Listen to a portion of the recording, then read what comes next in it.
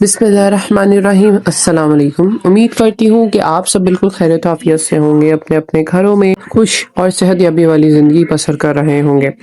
ناظرین کرام، ذرا تصور کیجئے اس بزرگ کا جو کہ اپنی جوانی کی پوری طاقت، محنت اور ایمانداری اس ملک کے نظام کو دے کر آج بڑھاپے میں چند ہزار روپے کی پینشنز پر زندگی گزار رہے ہیں۔ وہ پینشن جو اس کی دوا، اس کے کرائے، اس کے بلوں اور اس کی عزت نفس سے جڑی ہوئی ہے۔ ایسے لاکھوں محنت کش اور پینشنرز کے لیے آج کے لیے یہ خبر امید کی ایک نئی کرن ہے، کیونکہ ای او بی آئی سے متعلق ایسے فیصلے سامنے آئے ہیں جو کہ واقعی آپ کے لیے زندگی بدل سکتے ہیں۔ کچھ اہم معلومات کا آغاز کرتے ہیں۔ ناظرین، وفاقی حکومت نے ای او بی آئی انسٹیٹیوشن سے متعلق ایک بڑا اور تاریخی فیصلہ کرتے ہوئے پینشنز میں 15% اضافہ منظور کر لیا ہے، جو کہ 1 جنوری 2025 سے نافذ علم ہو چکا ہے۔ اب میں آپ کو پھر سے ایک خبر دے دوں کہ یہ سب ہمارے پچھلے سال میں ہو چکا تھا، لیکن آج کل کچھ خبریں ایسی گردش کر رہی ہیں کہ دوبارہ سے پینشن بڑھنے کا بھی نیوز آ چکی ہے سوشل میڈیا پہ، مگر ایسا کچھ نہیں ہے۔ آپ خود سوچیں کہ ایک پینشن بڑھانے کے لیے اتنے عرصے کی اپلیکیشنز، درخواستیں جمع کروا چکے تھے، اس کے بعد جا کر 2025 میں پینشن 15% بڑھائی گئی، جو کہ کم از کم 10,000 روپے تھی، اسے بڑھا کر 11,500 روپے کر دیا گیا ہے۔ اب آپ کو ایسا لگتا ہے کہ فوراً ہی 1 سال کے بعد وہ لوگ نئی پینشن بڑھا دیں گے، لیکن خبر یہاں ختم نہیں ہوتی ہے۔ جب 15% پینشن بڑھائی گئی، اس پہ کافی لوگوں نے، بہت سے لوگوں نے ریویوز دیے، بہت سے لوگوں نے اپلیکیشن جمع کروائی کہ بھائی ہمارا اس میں گزارا بہت مشکل ہے، ہمیں نئی درخواستیں یا پھر ہمیں نیا کوئی ایسا عمل دیا جائے جس سے ہمارا زندگی آسان ہو جائے۔ اس کو مد نظر رکھتے ہوئے حکومت ان پہ کام کر رہی ہے۔ کچھ نیوز کے حساب سے، کچھ آفیشیلی نیوز کے حساب سے اندر ہی اندر کوئی نہ کوئی کام جاری ہے، جس کی بہت جلد ہم سب کو خبر ملنے والی ہے۔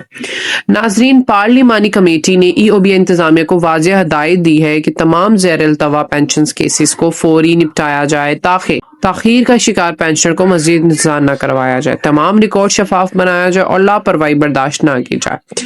یہ ایک بہت بڑا قدم ہے ان ہزار افراد کے لیے جن کی پینشنز فائلوں سال سے دبی ہوئی ہیں۔ ای او بی آئی میں انتظامی اصلاحات بھی ہو چکی ہے۔